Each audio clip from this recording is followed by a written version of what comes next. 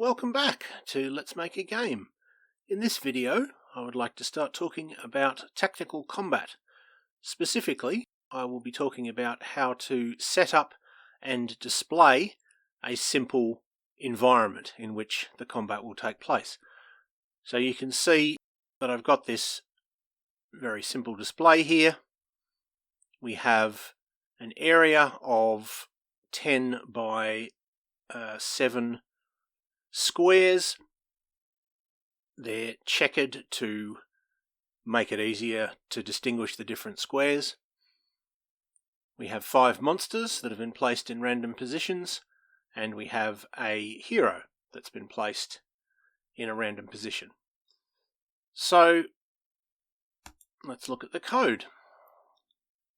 We have 3 passages: initialize, setting up the variables, set up enemies, and then display arena, which actually prints what you can see. So we'll start with initialize. I've stored the dimensions of the arena in X and Y.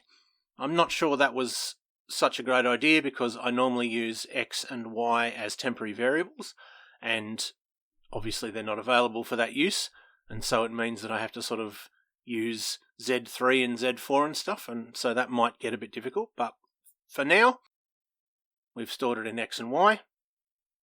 We have Hero X and Hero Y, which is the position of the player character.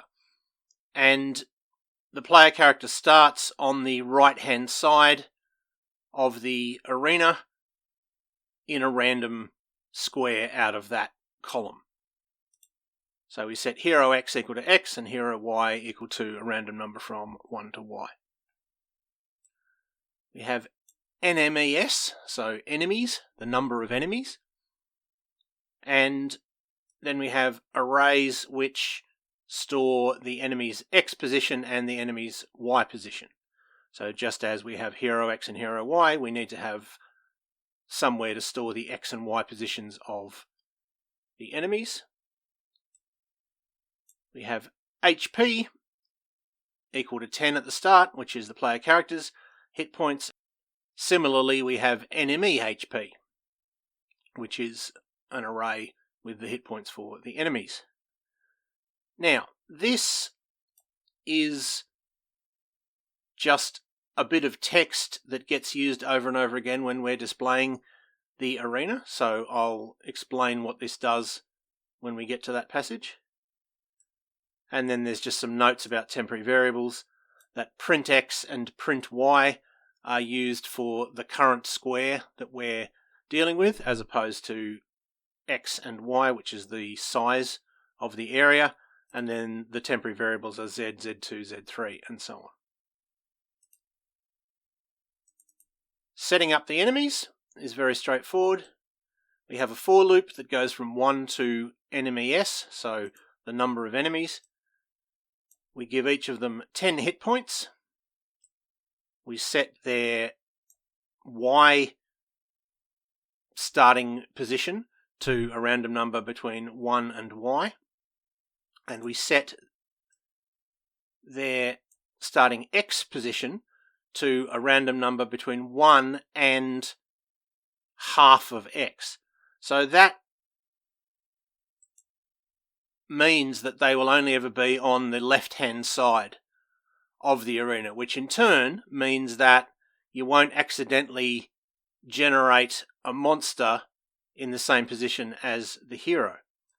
But there currently is a problem, which is that we're not checking whether the enemies all have different positions. So if we ran this a few times, we might find that we can only see 4 enemies, as here, for example, because we've given 2 of them the same position. So that's something that we will need to deal with.